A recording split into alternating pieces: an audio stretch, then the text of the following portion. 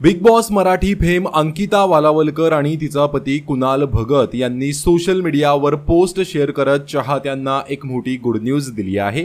काल दसऱ्याच्या शुभमुहूर्तावर अंकिता आणि तिचा पती कुणाल भगत यांनी चाहत्यांना खास सरप्राईज दिलं।